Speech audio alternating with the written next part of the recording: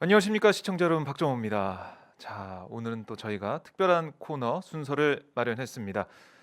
아, 저희가 항상 목요일에 뵙던 분들인데요. 설 연휴 때문에 오늘 이제 긴급하게 또 모셔서 말씀을 들어보도록 하겠습니다. 자, 김종대 정옥식의 평화로 오늘 시간 시작하겠습니다. 평화네트워크 정옥식 대표님 나오셨습니다. 안녕하십니까? 네, 안녕하세요. 네, 김종대 전 의원님 나오셨습니다. 안녕하십니까? 안녕하세요. 네, 아유, 저희가 설 연휴를 앞두고 좀 만났는데 음. 요즘에 코로나19 때문에 뭐 휴일도 그렇고 연휴도 그렇고 명절도 그렇고 별 느낌이 없어요. 감흥이 없는 것 같아요. 아니 뭐 집에 내려가지 말라는 거 네, 아닙니까? 데려갈 수가 예. 없죠. 그 가급적이면은 부모님 찾아뵙지 말라는데 아, 이렇게 그 일륜과 천륜이라는 거를 갖다가 저기 하지 말라고 계몽을 하는 이런 세상이 됐다는 거 참 그러니까요. 슬프고도 낯설고. 예. 네, 너무 슬픕니다. 이게 잘 좀 신경진자 수가 관리가 되고 이랬으면은 이렇게까지 않았을 것 같은데 집단 감염이 좀 나오고 있어서 너무 안타깝고요. 우리 대표님은 어떠세요? 설 느낌 좀 안 나죠 오늘? 예, 그래서 저는 이제 형제들끼리 네. 조를 좀 짜야 되지 않나. 아, 그러니까 조를. 5명 이상은 안 되니까 네.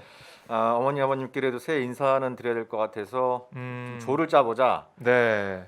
근데 또 딸린 애들이 있어가지고 조 짜는데 좀 어려움을 겪고 있습니다. 또 5명이 넘게 되고 막 이렇게 예, 되니까. 예, 예. 그래서 뭐 또 네. 저기 그 창원에 계신 장인 장모님께도 찾아뵈려고 했는데 네.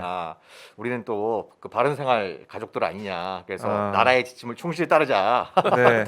어머니 아버님 이렇게 말씀을 주셔가지고 예. 그러니까 올해는 그 또 핑계 화상으로. 대고 이제 불효자의 변을 우리가 예. 얘기하는 그렇죠. 거죠. 그러니까 지난번 장인 장모님이 네. 자네는 실물보다 화상으로 보는 게 더 멋있으니까 화상으로 세배해도 좋다. 이건 또 깔때기요. 네. 알겠습니다. 이 정도로 하고요. 넘어갑시다. 아무튼 설 연휴 준비하시느라고 사실은 더 지금 더 신경 쓰고 그러실 것 같은데요. 올 설 연휴는 정말 조용히 코로나19 방역이 좀 협조하면서 보낼 수밖에 없을 것 같습니다. 자, 김종대 정옥식의 평화로 오늘은 중국에 대한 얘기를 좀 저희가 집중적으로 해보려고 해요. 그러니까 이번에 보니까 더 롱거 텔레그램, 더 긴 전문이라는 보고서가 나왔더라고요. 그래서 이 보고서 내용을 좀 보면서 미국의 대중국 전략 어떻게 변화할 것인지 먼저 일부에서는 살펴보려고 합니다. 더 긴 전문, 이게 어떻습니까? 이게 많이 본 그 제목 같은데요? 좀 비슷한 제목이 있었죠? 네. 1946년이죠. 네. 그때 그 주 소련 미국 대사들이를 하고 있었던 조지 캐넌. 아. 조지 캐넌이 이제 다년간 네. 이제 소련 또 동유럽에서 외교관 생활을 하면서 2차 대전 이후에 2차 대전 때는 미국과 소련이 동맹국이지 않았습니까? 네. 연합국의 일원이었는데 그렇죠. 전쟁이 끝나가면서 이제 미소 간의 경쟁이 본격화된 이런 조짐을 보이는 와중에 네. 조지 캐논이 롱 텔레그램 긴 전문이란 이름하에 1946년도에 국무부에 네. 일종의 미국의 대소련 봉쇄 정책의 지침이라고 할 수 있는 그런 전문을 보냈었어요. 네. 그 전문을 보냈고 그게 이듬해 1947년 7월 달인가 미국의 그 저명한 외교 잡지인 포린 어페어즈에 네. X라는 이름으로 X라는 익명으로 음. 롱 텔레그램을 갖다 게재하면서 상당히 좀 화제를 모았던 적이 있었죠. 네. 그래서 이번에 그 애틀랜타 카운실에서도 흉내를 많이 냈어요. 음. 근데 제목 자체가 롱고 텔레그램 더 긴 네. 전문. 근데 더 긴 정도가 아니라 무지하게 길어요. 그러니까 긴거 그 맞네요. 조지 캐넌의 롱 텔레그램은 네. 한 5,000자 정도였는데 네. 이번에 애틀랜틱 카운시에서 나온 거는 다 해서 87페이지, 네. 87쪽이고 요약만 17쪽입니다. 요약만. 요약만 17쪽. 17쪽. 그러니까 요약만 해도 이제 요약을 또 요약해야죠. 그러니까요. 예. 그래서 뭐 굉장히 긴 전문이고 네. 또 이것도 역시 마찬가지로 익명으로 네. 그러니까 어나니머스 그러니까 익명으로 처리를 했는데 뭐 애틀랜틱 카운시에선 그 중국에 대한 풍부한 경험과 네. 전문성을 갖춘 고위 관료가 음. 작성한 거다. 그렇지만 실명은 밝히지 않았죠. 그래서 여러모로 조지 캐넌의 롱 텔레그램을 흉내는 냈는데 네. 그만큼의 파장을 영향력을 갖고 있을지에 대해서는 좀 회의적인 반응들이 나오는 것 같아요. 네. 그러니까 그때는 그러니까 맨 처음에 말씀하신 이 긴 전문 이거는 소련에 대한 얘기를 냉전에 그렇죠. 대한 얘기를 좀 한 거고 이번에 나온 더 긴 전문 같은 경우는 중국에 대한 얘기를 하고 있단 말이죠. 우선 이 아틀랜틱 카운실이 지금 미국에서 가장 영향력 있는 외교 단체라고 보면 되겠습니다. 네. 거기에서 그 발간을 했다는 거. 그다음에 지금 그 우리 팬데믹 상황의 국제 질서의 가장 큰 변동의 요인이라고 하면 미중 관계거든요. 네. 이것을 정면으로 다루는데 그 어조가 네. 상당히 그 중국에 대한 어떤 종합적인 그 대응 전략이라고나 할까. 예, 또 시진핑 임기 중에 어떤 미국이 그것에 대한 어떤 전략을 종합적으로 구상했다는 것은 우리한테도 시사하는 바가 굉장히 크다고 볼 수 있겠죠. 이게 앞으로 이 동아시아 정치, 네. 또 경제, 어떤 국제 질서에 있어서 가장 근간이 되는 핵심 의제들을 다루고 있다는 점, 뭐 이런 여러 가지 점들에서 우리로서는 깊이 참고해야 될 깊이 사안이라고 네, 보겠습니다. 길지만 참고해야 될 그런 부분이다 네. 말씀이신데 뭐 내용으로 좀 들어가 보면 뭐 그런 것 같아요. 이게 중국이라는 이 나라 빅2의 한 나라가 민주주의 세계 전체에 대한 심각한 문제가 될 수 있다. 뭐 이런 내용이 좀 깔려 있는 것 같은데 이 보고서에 이런 시각 좀 어떻게 보십니까, 대표님? 일단 가장 기본적인 전제는 네. 중국이 과거의 소련에 비해서 냉전 시대 소련에 비해서 중국은 훨씬 더 훨씬 더 유능한 아하. 이런 모습을 보이고 있기 때문에 네. 오히려 냉전 시대 때 대소봉소의 정책보다 더 치밀하고 네. 장기적인 안목을 가지고 중국과의 경쟁에 대비해야 된다. 라는 것을 이제 기본적인 바탕으로 깔고 있는데 이거는 뭐 새로운 얘기는 아니에요. 이제 네, 새로운 네. 얘기는 아니고 이미 워싱턴 쪽에서 많이 이런 형식의 얘기가 있었고 또 뭐 중국의 시진핑 주석도 신중국 건설 100주년이 되는 네. 2049년에 종합국력에 있어서 미국을 능가하는 그런 나라를 만드는 것을 이제 중국몽 중화민족의 위대한 꿈이다라고 이렇게 표현을 하지 않았습니까? 네. 그래서 이제 새삼스러운 내용은 아닌데 제가 이렇게 가장 눈에 띈 부분은 좀 갈라치기예요. 그러니까 중국의 리더십 내에서도 네. 이 지배 엘리트 그룹에서도 시진핑과 다른 지배 엘리트 사이에 갈등이 있다. 네. 그래서 그 갈등을 잘 활용해야 된다는 거고 또 중국 공산당과 중국 정부를 동일시해서는 안 된다. 그러니까 중국 공산당과 정부를 동시에 하지 말고 둘 사이에 이제 균열을 잘 또 활용해야 된다. 가장 중요하게는 중국 공산당과 인민을 또 분리해서 바라봐야 된다. 뭐 이렇게 그래요? 해가지고 그러니까 시진핑이 중국이 그러니까 그 시진핑이 계속 중국의 주석으로 또 공산당 총석으로 있을 땐 굉장히 공세적이고 권위주의적인 그런 네. 어떤 방식으로 갈 것이기 때문에 시진핑의 중국을 상대로 해서는 봉쇄에 좀 방점을 찍고 봉쇄. 예. 그 과정에서 중국 내부에서 이제 정치 엘리트 사이에 균열이 발생을 해서 혹시 뭐 시진핑 의 리더십이 좀 바뀐다든지 네. 혹은 뭐 이제 주석직 임기가 끝난다든지 그래서 일종의 포스트 시진핑 시대를 대비해야 된다. 그래서 중국 지도자가 굉장히 권위적이고 그 공세적으로 나오면 쉽게 말씀드리면 시진핑 꼴이 나올 수 있으니까 그 이후 중국의 지도자를 노리는 사람은 좀 더 온건하고 좀 더 민주적이고 네. 그다음에 미국의 이익을 또 인정을 하는 그런 좀 온건한 지도자를 갖다가 중국의 차기 지도자로 네. 만들 수 있도록 미국이 영향력을 행사해야 된다라는 쪽에 좀 방점이 찍혀 있는 것 같아요. 사실상 네. 정권 교체론이 그러네요. 그렇죠. 듣고 정권 보니까. 교체론인데 작년 7월에 폼페이오가 네. 이미 이 부분에 대해서 아주 강한 어조로 그 시진핑을 인정 안 하는 발언을 했거든요.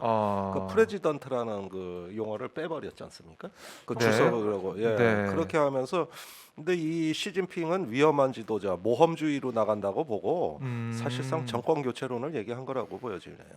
야, 뭐 글쎄요. 그럼 좀 이 보고서 내용이 좀 대담하다는 그런 느낌도 드네요. 그 정권 교체까지 지금 바라보고 있는 준비하고 있는 거니까. 뭐 일부 전문가들이 네. 그렇게 반박을 하죠. 중국 공산당과 인민을 분리해서 그 갈등을 네. 극대화하는 방식으로 접근하면 그거는 필패다. 미국이 그런 전략을 선택하면 미국의 필패다. 이제 미국이 중국에 대해서 잘 모르는 것은 이제 이 시진핑 총석이 혹은 주석으로 대표되는 이제 지도자, 네. 또 중국 공산당, 중국 정부, 중국 인민은 일종의 하나다. 하나다. 그러니까 이제 이게 뭐 중국 그 전문가들이 그런 레토릭을 쓰는 부분들에 대해서 우리가 좀 비판적으로 봐야 될 관점이 있겠습니다만 이 지금 그 덕인 전문에서 얘기하는 것처럼 마치 중국 지배층 그룹에서 또 공산당 내에서 또 공산당과 정부 사이에서 또 정부와 인민 사이에 굉장히 심각한 네. 갈등이 존재하고 그걸 잘 활용하면 중국을 효과적으로 봉쇄할 수 있을 것이다라고 하는 전제도 글쎄요라는 반응들이 중국뿐만 아니라 이제 미국 내에서도 좀 나오고 있는 것이죠. 그러니까 그 캐넌의 그 냉전을 초래한 전문이 네. 캐넌 스스로도 내가 쓴 전문이 이렇게 냉전이라는 극한 상황으로 가는데 이용되리라고는 사실은 예상치 못했던 것 같아요. 훗날 조지 캐넌 스스로도 얘기했듯이 그것은 자기 의도가 아니었다. 이렇게 이야기를 하면서 어떤 극한적인 그 대결 이런 부분에 대해서는 네. 본인도 일정 정도 거리를 뒀습니다. 그런데 이 문건의 경우에는 오히려 극한적인 대결을 촉구하고 실행하는 이런 프로그램을 실질적으로 목표로 하고 있고 그 내용 중에 핵심은 역시 정 대표가 얘기한 대로 그 단순한 중국 견제가 아니라 중국의 정권 교체까지도 내다보는. 그래서 다시 시진핑보다는 후진타오 같은 지도자를 원하는 거 아닌가. 상당히 서구화되는 중국의 서구화까지 어떤 거 기대하는 거 아닌가. 네. 이런 느낌까지 좀 드네. 예, 뭐 미국의 입장에서는 중국의 변화를 계속 촉구하고 미국의 이익이 되는 방향으로 만들려고 하는 게 당연한데, 근데 이 보고서를 보면 중국이 좀 자신들이 중심이 된 세계 질서를 구상하고 있다 이런 주장도 있거든요. 정말로 이게 중국이 그런 쪽으로 가고 있다라고는 볼 수가 있는 겁니까? 어떻게 보세요? 그러니까 뭐 이제 뭐 중국이 세계를 지배할 때라는 책도 화제를 모았고 뭐 중국이 1대1로 그다음에 뭐 남중국해, 대만해협, 동중국해 이런 쪽으로 보는 행태, 중국도 내부에서 위구르 신장 지역을 중심으로 한 어떤 소수민족에 대한 탄압, 또 최근에 이제 홍콩 사태 이런 것들을 볼 때 중국 시진핑 주석의 의도는 중국식 체제를 좀 세계화하는, 그러니까 중화 중심의 세계 질서를 만드는 데 있다라고 이렇게 이 지금 보고서를 비롯한 이제 좀 대중 강경파들은 그렇게 주장을 하는데 근데 여기에 대해서 그 폴 히어라고 이제 그 예전에 미국 정보기관에서 중국 분석을 한 10년 넘게 했던 사람이 최근에 이거에 대한 좀 반박의 글을 썼어요. 그러니까 그 사람이 오랫동안 중국을 그 관찰해온 그 보면서 내린 결론은 중국이 아시아에서 영향력 확대를 시도하는 건 맞지만 그게 중화 질서를 갖다가 타국에 강요하고 더 나아가서 그걸 세계화하려고 하는 그렇게 결론을 내리는 것은 중국을 몰라도 너무 모르고 하는 소리다. 오히려 이제 중국이 노리는 것은, 중국이 원하는 바는 일종의 그 이제 민주주의, 자유민주주의, 자본주의 체제와 공존을 하는 평화적인 공존을 하는, 그러니까 서로의 핵심 이익을 존중하면서 서로 공존하는 그런 모델을 꿈꾸고 있는 것이지, 중국이 뭐 자본주의 혹은 더 나아가서 이제 자유민주주의를 갖다가 전복시키고 중국식 체제를 세계화하려고 하는 그런 의도를 갖고 있다라고 하는 건 나가도 너무 나간 거다라고 이런 반박이 나오는 거죠. 예, 저도 좀 한마디 덧붙이고 싶은데 우리가 냉전을 이야기할 때는 그 이념을 수출하는 전쟁이었습니다. 그렇죠. 이념을 수출하는 전쟁이었고 만들고. 그 다음에 두 번째는 줄 세우기 전쟁이에요. 방금 위성국가라 그러셨는데 세계를 네 편 네 편 갈라가지고 얼마나 추종 국가들을 이렇게 만들어내느냐. 그 뭐 머리숱 싸움 하듯이. 그걸 강력한 군사력과 경제력으로 또 뒷받침했던 걸 우리가 냉전이라고 하는 거거든요. 근데 지금 중국에 그렇게 줄 서는 나라 있습니까? 중국의 이념에 열광하는 나라 있나요? 없거든요. 그러니까 이것은 어디까지나 거래 관계로 보는 경쟁인데 그렇게 보기 때문에 그 미중 갈등을 헤게모니, 이 패권 갈등으로 보는 것이 아니라 전략 경쟁이라고 주장하는 사람들이 꽤 많아요.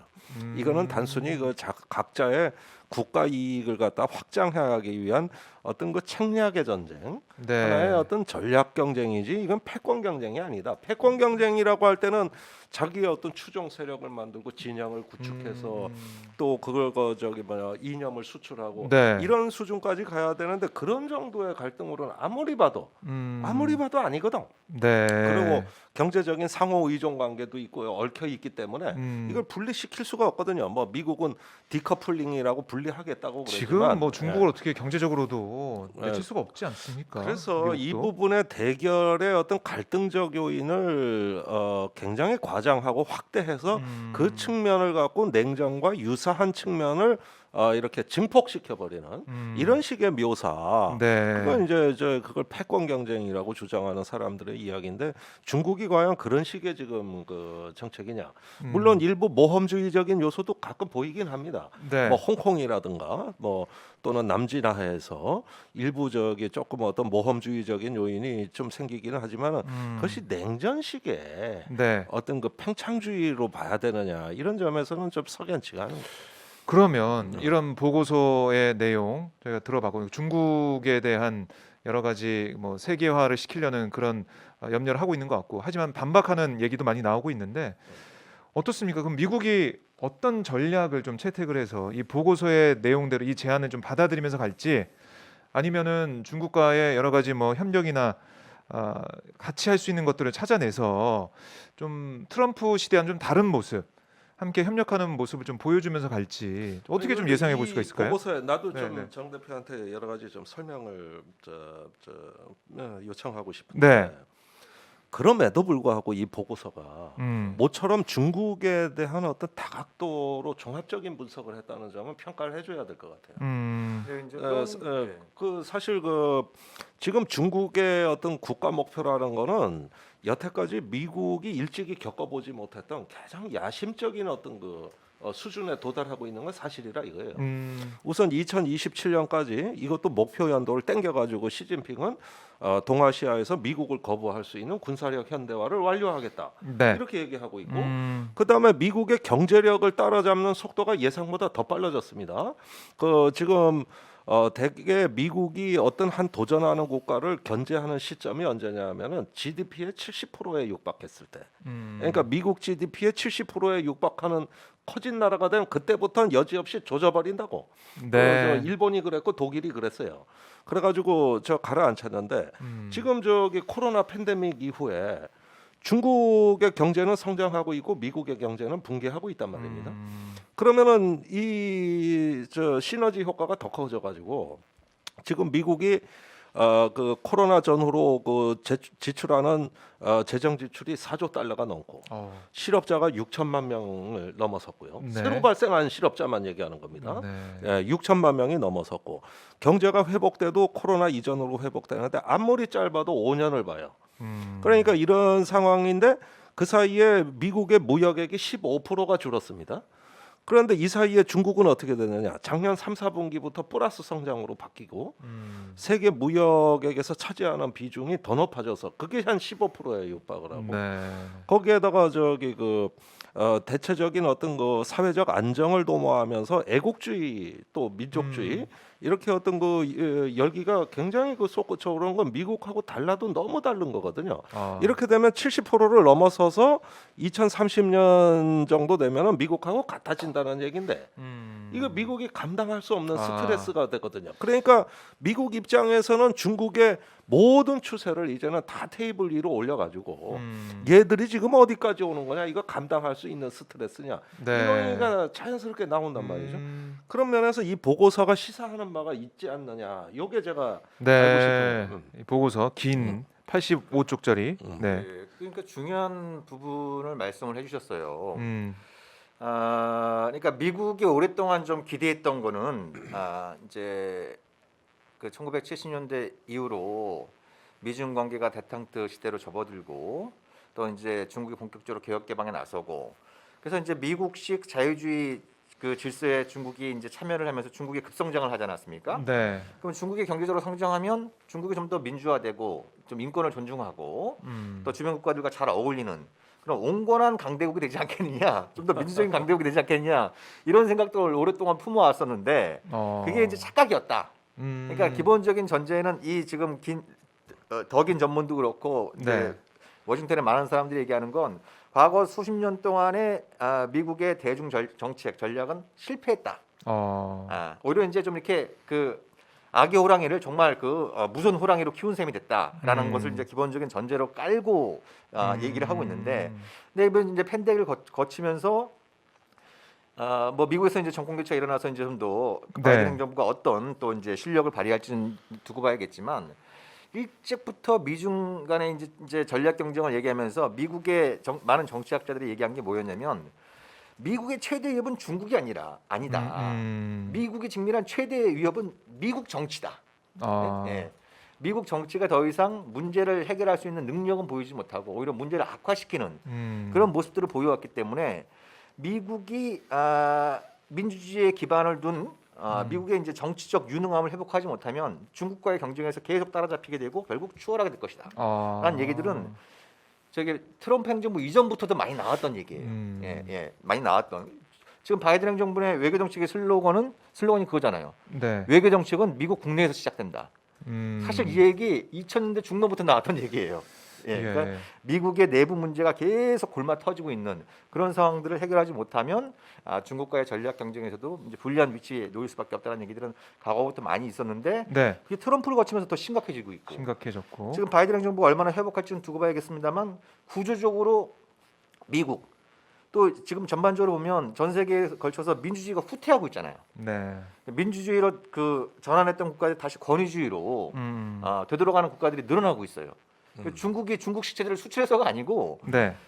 미국이 이른바 확장과 개입의 정책에 따라서 민주주의를 세계적으로 많이 이렇게 확대시키는 그런 어떤 정책을 쭉 추구해야 하는데, 근데 정작 해당된 나라의 국민들은 그런 의문을 갖고 있는 것이죠. 이게 도대체 무엇을 위한 민주주의냐? 예? 기본적으로 먹고 사는 문제 또 해결하지 못하는 이런 민주주의가 도대체 무엇을 위한 것이냐라고 하는 반감들이 지금 세계적으로 굉장히 커지고 있고, 이것이 또 하나의 지금 위험한 신호를 보내고 있는 게, 미국도 그렇고 유럽 국가들 많은 나라들 이제 부자 나라들이 지금 백신을 거의 싹쓸이하다시피 하고 있잖아요. 네. 백신 민족주의, 백신 국가주의가 맹위를 떨치고 있단 말이에요. 근데 이 틈을 노려가지고 중국과 러시아는 자국이 개발한 백신을 갖다가 제3세계 국가들이 굉장히 열심히 또 수출을 저가로 공급하겠다라고 하는 그런 계획들을 밝히고 있는 상황이에요. 네. 그래서 이 미국을 비롯한 민주주의 국가들이 좀 실패하고 있는 것 중에 하나는 자기 나라 내부의 문제를 해결하는데도 별로 유능한 모습을 보이지 못하고, 국제적인 문제를 해결하는데도 굉장히 자기들 국가 이기주의 네. 이런 쪽의 모습을 보이는 것이 오히려 뜻하지 않게 중국을 도와주고 있는 그런 결과들을 초래하고 있는 것이죠. 네. 그러니까 여기에서 우리가 그 미중 간의 갈등의 양상을 여기 보고서에선 여러 다차원적인 분석을 하고 있지만, 네. 그러나 엄연히 순서를 갖고 진행된 걸로 봐야 되겠습니다. 사실 그 미중 간에는 우선은 그 처음에는 무역 갈등 같았어요. 그래서 그쵸. 트럼프가 관세 폭탄 매기고 맞습니다. 중국이 그거에 대한 대응 관세를 매기고 이랬거든요. 그런데 그 다음 순서는 저 기술 전쟁 양상으로 또 이것이 성격이 좀 변질됩니다. 네. 그 특히 반도체라든가 어떤 그 5G 5G라든가 이런 부분에 있어가지고 이제 기술 표준을 누가 선점하느냐, 이리로 또 불똥이 튀어가지고 또 전쟁이 전개됩니다. 그러면서 이제 그것이 최근에 반도체 전쟁은 더 구체화되고 있다고 보여지게 했습니다. 네. 그러면 세 번째 전쟁은 뭐냐? 경제 분야에서는 저는 저 화폐 전쟁이라고 봅니다. 화폐 전쟁. 화폐, 환율. 네. 근데 이 환율 조작국 시비가 있다가 사라졌지만 다시 살아날 것 같고, 또 그런 부분에서 이제 더 나아가지고 그 어떤 그 기축 통화로서의 윈화의 도전을 앞으로 차단하고 견제하는 달러의 이런, 위상을 지키려는. 그렇죠. 네. 그런데 미국 달러 가치는 떨어질 수밖에 없거든요. 저렇게 돈 많이 찍어내니까 그렇죠. 예. 지금은 무제한으로 찍어내겠다는 거예요. 무제한으로. 지금 비트코인 사야 될 때 아닐까요? 그러니까 비트코인 계속 올라가죠. 안전한 것에서 올라가죠. 그렇게 되고 있단 말이죠. 자, 이런 것들이 이제 경제에서 이렇게 순차적으로 여러 전방위적으로 경제 여러 분야로 그 갈등이 확산이 되고, 그다음에 저기 또 정치 군사적인 분야가 있을 거 아닙니까? 그렇죠. 그런데 뭐 오래 전부터 대만 해협이라든가 남진해 같은 열점 핫스팟이 존재했단 말이에요. 네. 그러면서 이제는 그것이 어떻게 변질이 되냐면은 누가 많이 자기 편으로 끌어들이느냐. 그러니까 시진핑 입장에서는 미국이 뭐 자유민주주의 국가 연대를 결성해가지고 그 힘으로 중국을 견제한다. 이거 걱정거리예요. 사실 바이든이 그걸 얘기하고 있는 거거든요. 네. 다자주의라는 게 별게 아니에요. 그러니까 민주주의 국가 연합을 결성해가지고 뭐 중국을 견제한다 그러는데 방금 정 대표가 중요한 얘기를 하는 게 민주주의 국가 숫자가 줄어들고 있다 그러는데 사실 이래 보면은 그 중국을 견제하기 위해서 서로 미얀마 군사 쿠데타 지지할 겁니까? 그다음에 베트남 아직 일당 독재잖아요. 중국하고 별로 다를 것도 없잖아요. 네. 그런데 베트남에 지금 미국 군사 장비가 들어가고 있어요.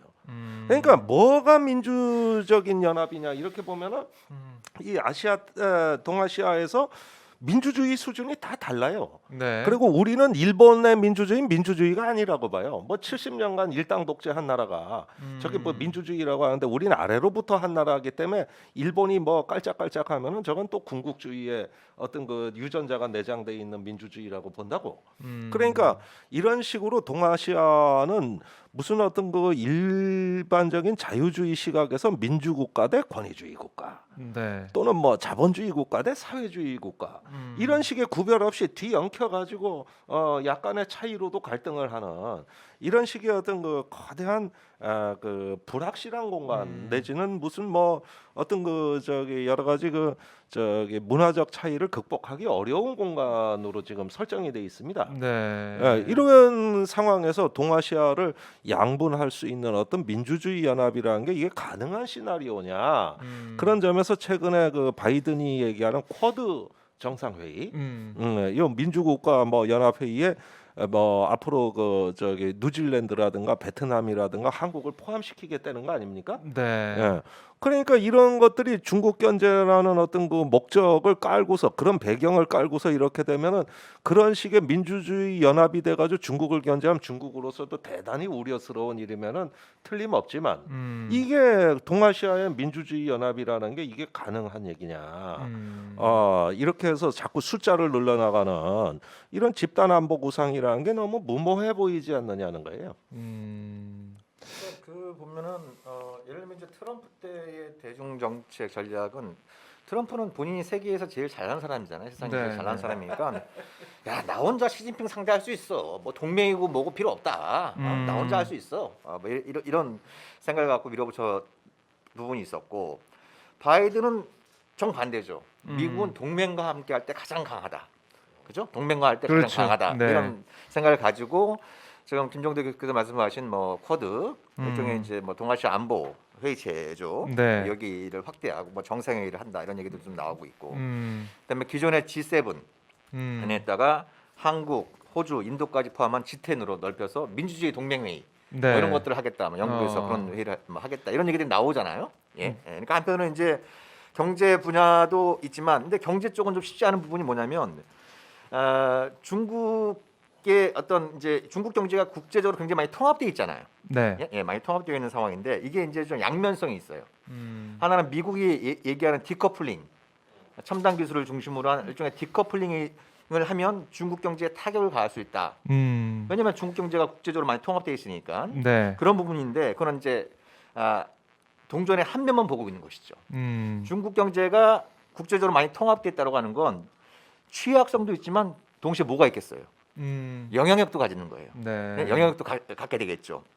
그래서 그런 현상이 나타나고 있는 게 작년 말에 영내 포괄적 경제 동반자 협정이 아시아 국가들 중심에서는 50개국이 체결을 했어요. 네. 그리고 올해는 이제 그 유럽 연합하고 그 중국이 투자 협정을 체결했단 말이에요. 근데 그때 바이든 인수위 쪽에서는 출범하기 전이었는데 바이든 인수위 쪽에선 일단 바이든 행정부가 출범할 때까지 기다려달라 이런 연합에 이렇게 요청을 했는데 그걸 보기 좋게 유럽 연합에서 거절하고 중국과 협정을 체결한 거예요. 네. 예, 그러니까 과거에 중국은 뭐예요?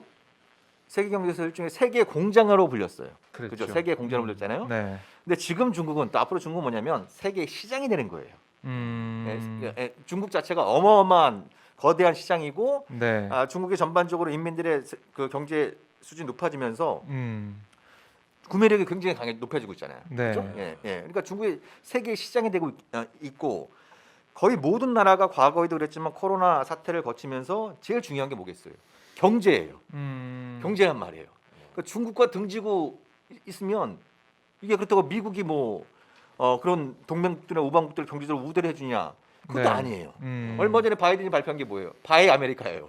맞아요. 그렇잖아요. 예, 예, 예. 미국 연방 정부가 이제 그 제품을 구매할 때, 미국 뭐 부품이 몇 프로 이상, 그죠? 라이센스가 몇 프로 이상 들어가 있는 것만 구매하는. 그걸 갖다가 대통령 행정명령으로 내린 거예요. 네. 그러니까 말로는 동맹국들 같이 가자라고 해놓고서 뭐예요? 보호주의 색채를 또 보이고 있는 거예요. 그렇네요. 예. 네, 네. 이런 부분들이 있기 때문에 바이든은 동맹과 함께라면 미국이 가장 강력하다라고 이렇게 얘기를 했는데 실제로는 중국은 갈수록 세계의 시장화가 되고 있고, 네. 예. 미국은 아직까지 이 지금 충격파에서 벗어나지 못하고 있는 이런 상황에서 근데 바이든 행정부로서 굉장히 좀 그 딜레마인 게 그런 게 있는 거예요. 그렇다고 해서 뭐 좀 이렇게 자유무역주의를 다시 이제 좀 복원하고 확대하는 방향으로 갈 거냐? 네. 그렇게 했다가 등장한 인물이 누구예요? 트럼프란 말이에요. 예, 트럼프란 말이에요. 러스트 벨트를 중심으로 해서 그렇죠. 미국의 노동자층들이 이제 음. 전통적인 민주당 지지층이었던 이 사람들이 대부분 다 이제 공화당 쪽으로 이렇게 돌아서면서 트럼프가 등장했던 거거든요. 네. 그러면 지금 바이든 행정부에서 제일 중요한 게 뭐겠어요? 2년 후에 1년 한 10개월 후에 있는 중간 선거. 평가를 받겠죠. 그렇지. 그다음에 다음 대선에서 정권 재창출 이런 것들이 굉장히 중요한 만큼 네. 단기적으로 돌아선 미국 노동자들 또 이 빈민층의 마음을 다시 돌려세우는 게 굉장히 중요한데 네. 그렇게 되면 그렇게 표현은 안 하지만 뭐 어떻게 되겠어요? 미국 우선주의로 가는 거죠. 그러니까 표현 없는 미국 우선주의로 갈 가능성이 굉장히 존재한다는 거예요. 그러니까 네. 국내 정치, 국내 문제 해결은 동맹을 강화하는 데 있어가지고 발목을 잡는 요인이다. 예, 지금 미국의 상황이 그렇다. 상황이 그렇다. 예, 이런 말씀이신데 네. 이 문제가 얼마나 심각한가를 우리가 조금 들여다봐야 되겠습니다. 네. 지금 이렇게 어떤 부채가 늘어나는 걸 뻔히 알면서도 돈을 찍어서 인플레이션을 두려워하지 말고 마구 돈을 풀자는 게 이미 워싱턴의 주류 세력이 돼버렸어요. 예, 그런데 그렇게 또 안 하면은 네. 지금 미국의 그 실업 사태 또 어떤 그 여러 가지 민생에 있어가지고 위기 사태는 정말 심각합니다. 지금 일부 주에서는 무장한 시위대가 주 경찰서나 주 정부 청사까지 점령한 사례가 작년에 여러 번 나왔습니다. 거기에다 조지 플로이드 사건 나가지고 인종 갈등은 폭발 직전까지 갔었습니다. 네. 그거는 폭동으로까지 연결이 됐었어요. 그리고 지금 상황에서도 보면은 뉴욕을 비롯한 미국의 경제 금융 중심지는 말 그대로 심장마비 상태라고 해도 과언이 아닙니다. 그러니까 항상 우리가 미국이 주던 활력이랄까 매력이라는 건 뭐냐면은 도시의 매력이었어요. 네. 도시의 활력이었는데 지금 뉴욕의 그 브로드웨이 같은데 보면은 그 활기 넘치던 그렇죠. 중심지가 지금은 약탈을 대비해 유리창에다 나무 판자 다 덧대가지고 꽝꽝 못 박아놨다고. 이래가지고 만일의 사태 대비를 했다. 하는 것이죠. 달라졌죠. 예, 이런 상황에서 이제 가장 극단적으로 불평등이 확산이 되는데 미국의 애플, 페이스북 또 뭐 일론 머스크 네. 가 있는 이런데 아마존 이런 데가 거의 국부의 독과점에 대한 어떤 것들이 너무나 확산돼 가지고 그 네 개 업체가 전부 미국의 증시를 다 이끌어 간다고 봐야 되겠고. 그렇죠. 예, 이런 상황이 되니까 이런 상황에서 이제 중산층과 자영업자들이 무너지면은 미국 경제는 회생불능 상태에 가니까 이걸 돈을 찍어서 막아야 됩니다. 그래가지고 일단 바이든이 1조 9천억 달러 정도를 일단 뿌렸는데 네. 언발의 오줌 누기예요. 그러니까 가장 심각한 건 뭐냐면은 봉쇄를 하고도 방역에 실패했고 그것이 더 큰 경제 위기를 불러왔어요. 그런데 한국 보십시오. 우리나라는 봉쇄를 안 하고도 이 정상성을 유지하고 있는 나라인데 네. 세상에 봉쇄를 하고 야간에 통행 금지까지 그 일부 주에서 선포한 나라가 뚫리고 더 악화됐다.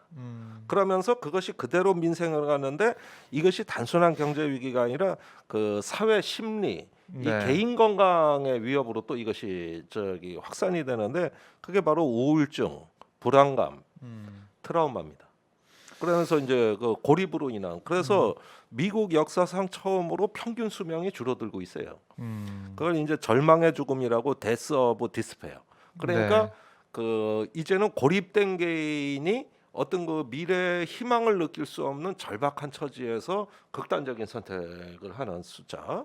이러면서 또 코로나로 30만 명 사망 이러다 보니까 지금 미국 200년 역사상 평균 수명이 처음으로 줄어들고 있는 상황이거든요. 그러니까 이 전체를 바이든이 안고 가야 되는데 그 바이든 입장에서는 어떤 세계의 리더십을 보여주고 미국이 어떤 다시 한번 번영의 그 기대와 희망을 지금 전 세계의 어떤 동맹으로부터 불러일으키기에는 국내 상황이 너무 절박해가지고 도저히 지금의 어떤 미국 시스템으로는 팬데믹 이후 포스트 코로나를 대비할 수 없는 새로운 어떤 근원적 사회 개혁을 생각해야 되는 이런 수준까지 간 거니까 예. 결국은 중국 견제에 대한 이 애틀랜틱 보고서 같은 이런 어떤 부분들이 두 가지 의미를 갖고 있습니다. 내부의 불만을 누군가에게 쏟아볼 표적이 필요하다는 국내 정치적 이유. 네. 그 처음에 뭐 내부의 그 다른 인종 간의 갈등으로 트럼프는 그걸 이용했지만은 국제적으로는 중국 저놈들이 우리 돈을 지갑을 뺏어갔다 이렇게 하는 의미가 있는데 그거는 저기 정 대표가 얘기한 국내 정치의 연장을 좀 그런 맥락으로 이해합니다. 국내 정치 요즘 연장. 국내 네. 외교는 국내 정치의 연장이라는 걸 저는 그런 맥락으로 이해하고 두 번째는 거기에는 상당한 허세가 있다는 거예요. 네. 당장 중국을 어찌 해볼 상황이 아니면서도 일단은 뻥뻥 지저대고 보는 다분히 허세가 또 거기에는 깔려도 있고 근데 이제 이게 민심에 통해가지고 어떤 선동적인 효과를 발휘하면은 네. 그런 국내 정치가 이제는 어떤 대결의 정치로 이렇게 연결될 수 있는 네. 그런 것이죠. 그래서 중국은 불을 쏘시개 같은 존재다. 불쏘시개 같은 존재고 어떤 하나의 어떤 갈등이 촉발되면 그건 그 불쏘시개가 있기 때문에 하나의 라이터만 한번 되면 불이 탈 수 있는 이런 식의 어떤 여건으로 자꾸 몰고 가는 워싱턴의 그 정치인들의 이게 그 일종의 어떤 뭐랄까 출구 전략 아니냐 자기들. 그렇게 볼 수도 있겠네요. 이게 국내 문제가 너무나 어렵기 때문에 그런 불만이나 그런 원인 제공을 밖으로 좀 돌리는 그런 모습. 웹도독이라고 하잖아요. 웹도독. 옛날에 영화에 나왔던 것처럼 꼬리가 몸통 흔든다는. 네. 국내 문제를 갖다 무마하게 해서 나라 밖에서 문제를. 그래서 이렇게 이런 보고서도 것들을 보는 거죠. 길게 쓰고 네. 뭔가 있어 보이게 그런 거 아닙니까? 예, 그렇죠. 그런데 이런 부분들을 바이든이 어떻게 생각하는가도 또 궁금해요. 바이든이 네. 지금 바이든은 그러면은 이런 어떤 어려운 상황에서 저기 과연 어떤 중국 문제를 어떻게 처리할 것이냐. 지금 어느 정도 준비가 되고 있느냐. 이런 보고서가 나온다는 건 바이든한테 계속 훈계하고 압박을 가하겠다는 얘기 아닙니까? 그렇죠. 예. 보고서뿐만 아니라 뭐 유행이죠. 미국에서 뭐 중국 관련된 보고서 내고 뭐 관련해서 글 쓰고 발언하고 이런 것들이 이제 유행처럼 번지고 있는데. 네. 그러니까 바이든 같은 경우에는 이제 그게 여러 가지 좀 복잡하고 좀 어려운 부분이 있는 것 같아요. 그러니까 이게 상호 의존 관계가 분명히 존재하기 때문에 예를 들면 이제 미국인들이 오랫동안 빚을 내면서 이렇게 먹고 살았다고 해도 과언이 아니잖아요. 네. 근데 그 빚이 상당 부분이 중국으로 도왔단 말이에요. 중국이 저축률이 굉장히 높은 나라잖아요. 그렇죠. 저축률이 굉장히 높아요. 네. 왜냐하면 이제 아들 결혼할 때 집 한 채 마련해 주는 게 중국의 전통처럼 돼 있어가지고 우리나라하고 똑같고 뭐. 우리나라보다 훨씬 심해요. 우리나라보다 훨씬 심해가지고 또 아파트 값도 엄청 뛰었잖아요. 그렇죠. 그래서 그 자식한테 집 한 채 말아주려고 사람들 허리띠 졸라매면서 저축을 엄청나게 많이 했는데 그 저축된 돈이 미국의 금융기관으로 가고 미국인들이 그 금융기관에서 돈을 빌려서 생활하는 이런 구도였는데 네. 이것도 변화의 조짐이 지금 보이고 있어요. 시진핑이 선언한 게 이른바 쌍순환. 네. 이제 과거에 이제 수출 중심의 성장 모델에서 내수를 좀 진정시키는 이런 형태로 가고 있기 때문에 내수를 독려하고 있는 이런 부분들이 있는 거죠. 그러니까 저축할 돈이 소비로 많이 지출되면 지출될수록 이것이 미국의 이제 금융 체제나 또 경제 체제에 영향을 줄 수 있는 이런 부분들도 이제 같이 존재하는 것이죠. 네. 그래서 바이든 입장에서는 뭔가 그 좀 많이 엉클어진 중국과의 관계를 풀어야 되는 이런 필요성을 느끼는데. 네. 문제는 뭐냐면 중국에 좀 이렇게 온건하고 유화적으로 나가는 조짐이 보이면 공화당을 중심으로 한 미국의 강경파들이 엄청나게 물어뜯게 될 거예요. 예? 예, 예. 바이든이 예전에 부통령으로 할 때 중국을 그렇게 키워놨더니만 이번에 대통령이 돼서 중국을 더 키워주고 있다. 예? 이런 식의 정치 공세가 극심하게 일어날 가능성이 굉장히 높아요.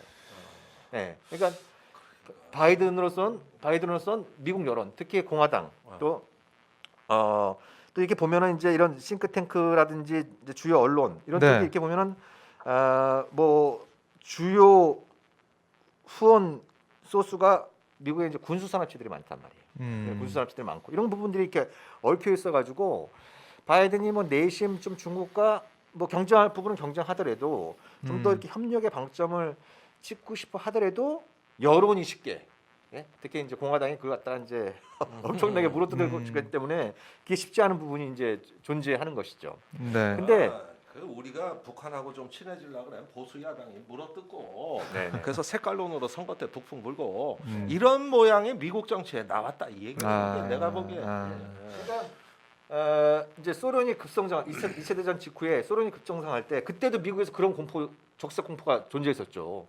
소련이 이렇게 가면은 곧 미국을 추월할 거다. 그게 뭐 경제학 원론에 나오기도 하고 막 그랬었잖아요. 예. 네. 네. 근데 그게 아니었죠. 그게 아니었던 부분인데 근데 지금은 중국에 대한 공포심이 그때보다 훨씬 더 강해지고 있고 이게 구조화되고 있는 측면들이 있어서 뭔가 중국의 유화적인 중국과 좀 협력적인 태도를 정치인들이 밝힐 경우엔 굉장히 그 강경 여론에 시달릴 가능성이 높아지고 있죠. 자, 네. 그러면은 제가 보기에는 이거 이제 우리한테도 쓰나미처럼 닥쳐올 문제입니다. 사실은 이 문제가 이건 세계 질서에 있어 중요한 변동이거든요. 사실 네. 일단은 현상 유지가 안정감을 주던 그런 시대가 지금 저물어가고 있다는 거고 이 힘의 역학관계 그 지정학에 있어서는 중요한 변화가 오게 되는데 이러면은 이 관련 국가 특히 동아시아 국가들은 다 스트레스를 받아요. 이 문제 때문에. 그런데 그 일단 중국이 그 지금 코로나 사태에서 미국에 대해 가지고 자기들의 시스템이 더 우월하다 또는 성공했다 이런 어떤 걸 보면서 이제 버티기 전략으로 들어가고 미국은 계속 중국 때리기로 이제 갈 경우에는 저는 그 기후 위기나 팬데믹 문제나 어떤 범지구적 문제 해결하는 데 있어 굉장히 불안감이 생겼다고 생각이 됩니다. 아까 정 대표 그 백신 민족주의 네. 얘기했는데 네. 자 백신으로 냉전형 전쟁을 하고 있어요. 중국, 러시아, 미국이 각기 다른 어떤 백신 그 시스템으로 가고 있지 않습니까? 네. 그리고 약소국을 갖다 줄 세우는 식으로 이렇게 지금 가고 있고 또 기후 위기 문제에 있어서도 이건 바이든이 중국하고 협력하겠다고 하는 영역이거든요. 갈등한 걸 갈등하고 견제할 건 견제하지만 이런 범지구적인 문제에서 바이든은 중국과 협력하겠다 그랬어요. 그러니까 그 나름 듣기는 좋고 또 이렇게 해서 다자주의의 어떤 저 국제 질서가 나름대로 작동하기만 한다면은 우리가 지금 시급하니 세계적인 불평등, 기후 위기 또 그로 인해서 파생되는 앞으로 무수히 많은 재앙들을 강대국끼리 힘을 모아가지고 같이 연대해서 풀어나갈 수 있는 좋은 네. 플랫폼이 생기는 거 이런 거 기대해 볼 만하거든요. 그런데 이 좋은 흐름을 결국은 민족주의 앞에서 우리가 무릎을 꿇음으로써 다 잠식돼 버린다 이거예요. 그러니까 결국은 국제주의 또 어떤 연대 그러면서 상호 협력의 어떤 정신이 네. 일부 그 선동가들이 이제는 그 목소리를 키움으로써 다시 갈등과 민족주의의 어떤 그 양상 속으로 용광로 속으로 몰아 넣어 버리면 결국은 민족주의의 무릎을 꿇는 시대. 이래가지고 동아시아의 미래가 유럽의 과거를 닮아갈지 몰라요. 그게 그 저 1차 대전, 2차 대전 아닙니까? 그런 면으로 자꾸 몰아넣고 싶어 한다. 이 사람들 이거 선동가들이란 말이에요, 이게. 네. 뭐 지금 그럼 참 중요한 시기네요. 여기서 바이든이 국내 문제 때문에 아까 발목이 잡혀 있다라고 표현도 하셨는데 이 중국과의 관계를 잘 풀어나갈 그러니까 기후 변화나 그러니까 이게 인류적으로 갈등이나 싸움이 될 만한 그런 상황이 아닌 그런 협력이 필요한 그런 부분들 방역이나 여기에서 제대로 대응을 좀 못해가지고 오히려 전 세계적으로 피해가 갈 수밖에 없는 그렇게 갈 수도 있겠네요 이게. 그러니까 이게 기후 위기 네. 팬데믹은 그 미국과 중국을 중심으로 한 어떤 좀 갈등 중심의 국제 관계가 좀 더 협력적인 기조로 돌아설 수 있는 네. 하나의 전화 위복의 계기였는데 오히려 이게 좀 각자 도생, 백신 민족주의를 강화하는 기결로 되고 있어서 이게 뭔가 미중 간의 협력을 촉진하는 그런 계기가 되기는 좀 어려워 보이고요. 네. 근데 기후 변화는 이게 이제 저는 좀 조심스럽게 좀 지켜봐야 될 문제인데 이게 일종의 미중 관계 더 네. 나아가서 이제 국제 질서의 하나의 게임 체인저가 될 그 가능성을 잉태하고 있다. 이게 무슨 말씀이냐면 네.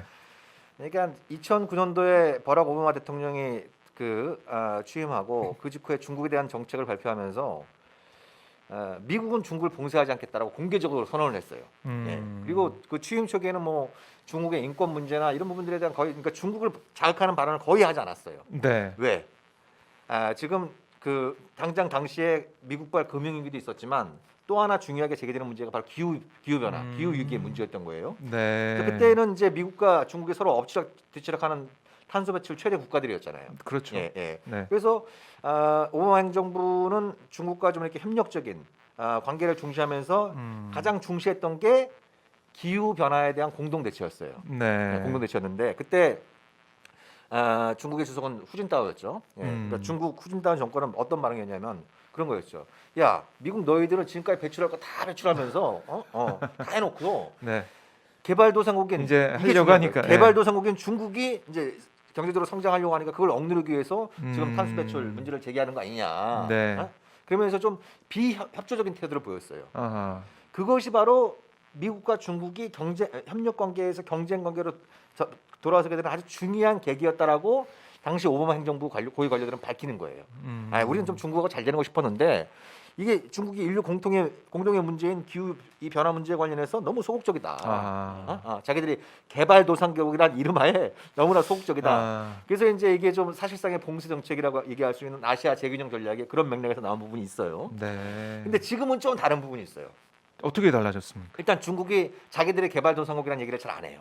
이미 중국이 자기들이 이제 세계에서 굉장히 위상이 높아진 나라, 선진국이라는 표현은 안 쓰지만 굉장히 네. 이제 위상이 높아졌다라는 걸 스스로도 강조하고 있고 더 중요하게는 자기도 기후 변화 문제 관련해서 적극적 역할을 하겠다. 그래서 2060년까지인가요? 네. 탄소 제로 사회를 만들겠다. 오히려 중국이 앞서 나가는 것 그런 같아요. 부분이 있어요. 미국을 훨씬 기후 트럼프 때 위기 바로 대응을 기후 변화 잘해요. 위기에서 미국 탈퇴했잖아요. 트럼프는 좀 예. 후퇴했죠. 바이든은 퇴보했죠. 복귀를 한 상황인데 그래서 이게 뭘 의미하냐면 다른 분야에서 굉장히 갈등적인 요인들이 많이 있는데 적어도 시진핑과 바이든이 비슷한 목소리를 내고 있는 게 오케이. 그렇지만 기후 이 변화 문제, 기후 위기 문제 관련해서는 협력을 강화하자. 네. 그래서 이게 이것이 잘 협력이 만들어지고 이것이 시너지 효과를 낸다라고 한다면 네. 다른 미중 간의 갈등 요인을 갖다가 좀 주변화하고 좀 완화시키면서 미중 관계가 지금 일반적으로 예상하는 어떤 신냉전이라든지 네. 투키디스의 함정이라든지 여러 가지 뭐 이렇게 우울한 불안한 시나리오를 기후로 만들 수 있는 잠재성을 갖고 있는 거죠. 그렇게 뭐 된다 안 된다 지금 뭐 단언하기는 어렵지만 그런 잠재성을 갖고 있다. 뭐 여러 가지 안 좋은 상황에서 우리가 네. 좀 긍정적 면을 보자면은 네. 기후 변화 문제 여기에서 네. 협조를 하고 협력할 수 있다 이 말씀이신데 그럼 저희가 뭐 시간이 이제 다 돼가니까 이 얘기를 저희가 들어봐야죠. 이제 미중 간의 여러 가지 뭐 잠재적인 위협이나 앞으로 좀 어떻게 상황이 흘러갈지 또 미국의 문제나 처해 있는 상황 이런 말씀을 나눴지만 결국 이제 우리가 이 미중 갈등이 격화되거나 여러 가지 싸움이 벌어지게 된다면 우리는 어떻게 되느냐 이게 좀 중요할 것 같아요. 이제 미중 그 사이에서. 부분에 앞서서 네. 제가 요즘 개인적으로 가장 걱정하는 문제가 예. 양안 관계예요. 양안 관계. 이거 좀 잠깐 좀 양안 관계 짚어볼 그럼 필요가 그거 있는데, 짚고 넘어가시죠. 네, 예. 그러니까 지금 그 방금 전에도 이제 김종대 교수께서도 말씀하셨습니다만 중국이 2027년까지 네. 미국의 군사적 개입을 저지할 수 있는 이른바 거부 능력을 확보하겠다라는 입장을 밝히고 있는데 예. 그 핵심이 바로 대만이에요. 대만이에요. 그러니까 지금 전반적인 추세를 볼 때 평화적인 방식으로 대만 통일은 사실 물 건너갔다. 혹은 물 건너가고 있다. 네? 이런 인식들이 굉장히 강해지고 있어요. 그렇죠? 굉장히 좀 강해지고 있는 상황이고 네. 여기에는 중국의 책임도 큽니다. 제가 보기엔 중국의 책임도 커요. 그러니까 안 그래도 이제 그 대만의 인구 학적 변화가 굉장히 좀 많이 있죠. 예전 이제 80년대까지만 하더라도 중국 본토에서 이주한 그렇죠. 1949년 중국혁명 이후로 본토에서 이주한 사람들이 중국의 지배층이었고 또 이제 일정 정도 다수를 차지했다고 한다면, 근데 그 사람들이 그 재미난 건 뭐냐면 그때 대만으로 갈 때 가고 나서 자식들을 잘 안 낳았어요. 자식들을 잘 안 낳았어요. 네. 왜냐면 희한하네. 왜냐면 예. 곧 본토를 우리가 수복할 텐데 아. 본토 수복하면 통일한 다음에 애 낳자. 그래갖고 그래요. 국민당에 있는 사람들이 음. 자식들을 잘 안 낳았어요. 그러다 보니까 그 전에 대만에 갔던 사람들, 원래부터 대만에 있던 사람들, 이 사람들은 중국인으로서의 정체성보다는 대만인으로서의 정체성을 안 그래도 갖고 있던 사람들이 지금 인구의 압도적인 다수를 차지하고 있어요. 압도적인 다수를 차지하고 있다고는 인구학적인 변화와 최근에 이제 중국이 홍콩을 대하는 거 보니까 홍콩을 반환받고 나서 일국 양제를 약속을 했는데 그게 안 됐죠. 홍콩을 대하는 걸 보니까 대만의 미래가 중국과 통일했다가는 대만의 앞날이 오늘날의 홍콩처럼 될 수 있다. 라고 하는 인식이 굉장히 강해졌어요. 그럼 위기의식이 있는 거네요. 네, 그런 인식들이 굉장히 강해지고 그래서 중국 정부가 그런 것들을 잘 사실 봤어야 되는데 홍콩의 민주화 시위를 일종의 이제 분리 독립을 추구하는 네. 미국과 영국을 중심으로 하는 이 서구국가들이 뒤에서 막 그 밀어주면서 분리 독립을 획책하는 이런 어떤 것들을 이렇게 너무 단선적으로 바라보면서 너무 강압적인 방식을 취하니까 그게 홍콩 사태를 거치면서 중국을 바라보는 국제사회 이미지도 나빠졌을 뿐만 아니라 특히 대만인들이 보기에는 이렇게 이런 식으로 중국과 통일했다가는 우리도 적골날 수 있다. 그래서 사실상 이제 마음속으로는 분리 독립 쪽으로 이제 많이 가고 있는 거죠. 그러다 보니까 시진핑이 임기 내에 하고 싶은 것 중에 하나가 가장 하고 싶은 것 중에 하나가 대만 통일이거든요. 그래야 마오쩌둥 반열에 올라갔다고 그렇죠. 보는 거예요. 마오의 반열에 올라서기 위해선 대만을 반열에 마오도 하지 못한 대만 통일을 본인으로 함으로써 그 반열에 네. 올라갈 수 있다라고 이렇게 인식을 하고 있고 그 핵심적인 부분을 2027년까지 미국의 군사적 개입을 억제할 수 있는 아주 강력한 군사력을 대만 해협 중심으로 해서 구축하겠다는 것인데 이게 만약에 중국이 그런 방향으로 갈 때 이건 중국의 결정적인 패착이 될 가능성이 높습니다. 그렇게 한다면 결정적인 패착이 그러니까 미국의 개입 의지를 너무 강화하는 문제고 또 대만의 저항 의지를 너무 또 강화하는 것이에요. 그죠? 예, 2,500만의 인구를 갖고 있는 대만이 또 만만치 않은 군사력을 갖고 있거든요. 네. 또 양측에 또 바다가 있잖아요. 그렇죠. 그걸 상륙을 해서 군사적으로 점령을 하겠다? 제가 보기에는 과거의 베트남 전쟁, 그죠? 아니 이라크 대만에 3,000m 이상 봉우리가 100개가 넘어요. 그 산속은 누구도 점령 못해. 이게 뭐 보통 산악 지형이 아니에요. 그 그러니까 점령 못해요. 양안 관계를 놓고 중국이 또 어떤 전략을 쓰느냐 이것도 봐야 그래서 되고 뭐 미국이 중국 쪽에서 뭐 관심 네. 갖고 돌보는 게 계신지 모르겠습니다만 네네 그 진짜 중국을 위해서 제가 하고 싶은 얘기 중에 하나가 그런 무리수는 절대로 두어서는 안 된다. 자 네. 이렇게 보겠습니다. 미국이 그럼 대만이나 이런 어떤 그 아시아의 동맹국들이 위험에 처했을 때 미국 자신의 위험을 무릅쓰고 개입할 수 있느냐는 거예요. 이걸 중국은 알고 싶은 거예요. 대만을 통일하고 건드리고 하는 건 뭐냐면은 우리가 이렇게 했는데 미국이 어디까지 개입할래야 하고 묻고 있는 겁니다. 그런데 미국이 지금 어떤 그 군사적으로도 계속 쇠퇴기란 말이에요. 네. 그러니까 미국 스스로 자기들의 희생을 뼈아픈 희생을 치를 각오하고 예컨대 우리 한국 전쟁 때 같이 이렇게 개입할 수 있느냐. 네. 그런데 중국의 군사력이 쑥쑥 현대화되고 있습니다. 그러면 미국이 희생을 많이 치러야 된다는 뜻이에요. 그렇게 해서 개입할 수 있느냐. 그러니까 여기에 임계 상황이 존재한다고 보는 것이죠. 그래서 미국마저도 어찌할 수 없는 상황. 이때가 이제 통일의 호기가 되는 거예요.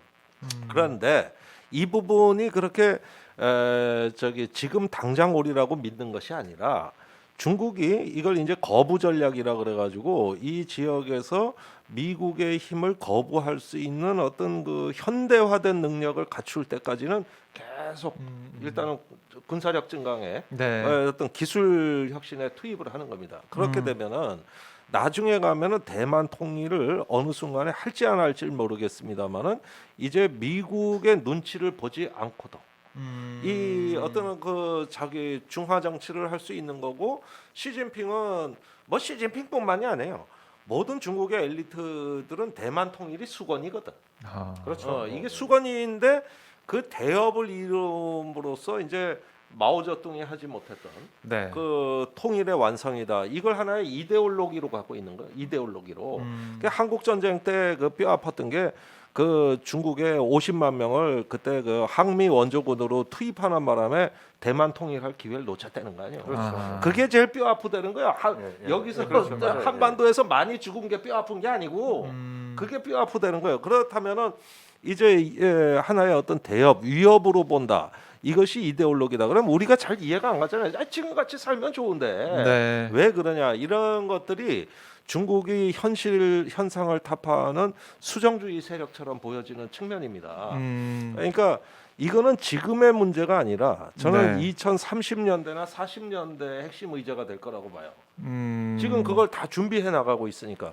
그래서 우리가 지금은 이런 면에서 이제 동아시아 질서에 있어 가지고 어떻게 현상을 유지하면서 안정적인 관리를 할 것이냐. 네. 이런 어떤 그 평화의 담론이 이 군비 경쟁의 논리에 뒤처지지 않도록 그 부분을 계속 그 확대해 나가야 되지만 나중에 협력의 정치가 되는 것이죠.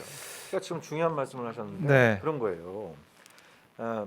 혹시라도 대만 해협에서 양안 간의 무력 충돌이 발생해서 미국이 개입해 들어가면 미국만 개입해 들어갈 거냐는 거예요. 예? 예. 뭐 이게 일종의 뭐 쿼드, 뭐 동아시아 안보 회의체 이런 것들이 이제 그런 어떤 가능성들을 염두에 두고 있는 부분들이고 네.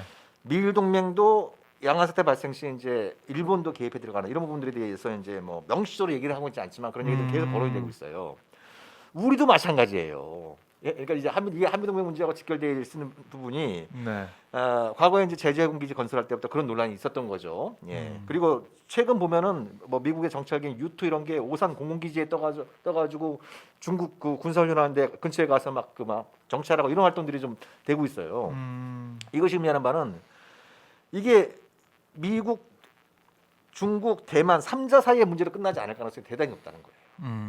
예. 그러니까 강 건너 불이 아니라 네. 발등의 불이 될 수 있는 부분이에요. 발등의 불이 될 수 있고 굉장히 심각한 문제입니다. 저희 사실 한반도에서의 무력 충돌보다 제가 가장 걱정되는 부분은 남중국해, 동중국해, 특히 대만 해협에서 무력 충돌이 발생했을 때 한국이 여기에 휘말리게 되는 이런 어떤 부분들이 있기 때문에 네. 그래서 지금 뭐 정의용 외교부 장관이 뭐 쿼드 플러스 알파에 그 참가하는 문제에 대해서 좀 긍정적인 신호를 좀 보내는 부분도 있고 이런 것들이 뭐 한편으로는 이해가 되는 측면도 있지만 미국이라는 나라가 중요하니까 네. 다른 한편으로는 그것이 굉장히 방금 전에 말씀드렸던 연루의 위험을 키울 수 있는 이런 부분들도 동시에 안고 있기 때문에 그런 부분 최소한 그러니까 조지 캐넌이 아까 김정일 교수님 말씀하셨습니다만 내 뜻은 그게 아니었어 라는 것 중에 가장 핵심이 뭐냐면 소련을 상대할 수 있는 가장 좋은 방법은 미국과 그 동맹국들이 정치적으로나 경제적으로나 문화적으로 소련보다 훨씬 더 우월한 나라, 네. 그죠? 우월한 나라를 만들어 나갈수록 소련 내부의 문제와 서로 대비가 되면서 소련이라는 체제가 자연스럽게 이제 봉쇄되는 것이지. 네. 군사력을 앞서서 하는 방식은 자기가 뜻한 바가 아니었다라고 강조한 거예요. 그래서 지금 오늘 주제는 뭐 우리가 뭐 덕인 전문 이거 뭐 얘기를 했는데 네. 우리가 생각해 중에 뭐 이게 단순히 어떤 미중 관계에서 한국의 선택 문제뿐만 아니라 이제 대북 정책 이런 부분에서 굉장히 중요한 문제인데 우리가 군사력 군비 강화를 통해서 그죠? 네. 미국을 비롯한 동맹국들 군비 증강을 통해서 중국을 억제하고 포위하겠다라는 접근을 취하면 취할수록 미국을 비롯한 민주주의 동맹 국가들이 내부 문제 해결에 사용될 소중한 자원의 낭비를 초래하게 돼요. 그죠? 예. 그러면 각기 그 나라 내부 문제 또 그 동맹국들 사이의 문제를 푸는데 더더욱 어려움을 가중시키고 있고 그것이 바로 중국과의 선의의 경쟁에 어려움을 조성할 수 있는 부분들이 존재하는 것이죠. 네. 그래서 우리가 미중 관계에서 우리의 선택 관련해서 여러 가지 차원에서 얘기를 할 수 있겠습니다만 가장 중요한 건 대한민국이 그 어디에 내놔도 부끄러워하지 않을 만큼 국민들이 우리 이 한국에 사는 주민들이 행복한 나라를 만들려고 하는 노력이 가장 중요하다. 그걸 기본으로 삼고 외교 정책이든 경제 정책이든 뭐 국방 정책이든 짜들어가야 되는 것이지. 그것이 없는 상태에서 갔다가는 아까 말씀드렸던 여러 가지 네. 위험에 휘말릴 수 있는 좋은 결론인데요. 그러니까 대한민국이 이런 어떤 정글과 같이 전개되는 국제 질서에서 생존하는 방법은 역시 품격 있는 나라, 원칙 있는 나라. 네. 예, 그다음에 미중 갈등에서 휘둘리지 않을 수 있는 건 우리 원칙이 뭐라는 우리 당당히 원칙. 설명할 수 있는 이런 거고 질서 국제 질서는 일단은 어떤 힘에 의한 지배가 아니라 규칙에 의한 지배. 네. 룰에 의존해 가지고 보편 타당한 어떤 룰로서 그 규칙을 준수하는 국제사회 이걸 주장하는 이제 중견 국가들의 목소리가 어쩌면 마지막 희망이 될 거다. 강대국 정치는 결국 대결이다. 아하. 그러면 강대국 정치가 아닌 정치는 세계는 강대국만 있는 게 아니다. 태평양은 넓다. 그러니까 그 중견 국가들이 네. 안정을 유지할 수 있는 그 규칙 기반의 이런 어떤 그 저기 세계 질서를 네. 주장하고 나서는 어떤 중견 국가의 지대들 이건 뭐 지난 방송에서도 여기서도 우리가 말한 바 있고 네. 그런 것 속에서 어떤 호혜와 평등이라는 이런 거 그러려면 대한민국이 어때야 됩니까? 성숙한 국가, 네. 성장하는 국가도 중요하지만 성숙한 국가, 품격이 있는 국가. 자기 주권을 갖고 줏대 있게 행동하는 나라 이런 원칙 있는 국가라는 이미지 이게 굉장히 중요한 대목이 되는 것이죠. 알겠습니다. 자, 저희가 그 더 긴 전문부터 시작해서 중국에 대한 미국의 전략 문제도 중국이 또 앞으로 더 어떻게 할지 여러 가지 차원에서 짚어봤습니다. 아까 뭐 저희가 일론 머스크 얘기하면서 아마존 얘기를 했었는데 아마존 CEO는 제프 베이조스라는 그렇죠. 네, 네. 제가 잘못. 네, 그런 또 테슬라 대표가 일론 머스크고 예, 그런 지적도 있었는데 저희가 네. 다시 정정을 하고요. 제가 양안 관계 문제는 오늘 또 들어보니까 정말 이게 심각하다는 생각도 좀 하게 되고 저희가 이 뉴스를 통해서 어떻게 시시각각 변해가는지 좀 봐야 될 것 같아요. 그 양안 관계 특집을 한번 해보면 좋을 것 같아요. 알겠습니다. 이거 한번 전문가들 좀 모셔가지고 네. 그래서 우리 정말 관심 갖고 바라봐야 될 문제인 것 같아요. 네, 그런 시간도 저희가 마련해 보도록 하겠습니다. 자, 두 분 오늘 말씀 잘 들었고요. 예. 설 연휴 잘 보내시고 네, 다음 주에 뵙도록 하겠습니다. 네, 새해 복 많이 받으십시오. 네, 새해 복 많이 받으십시오. 고맙습니다.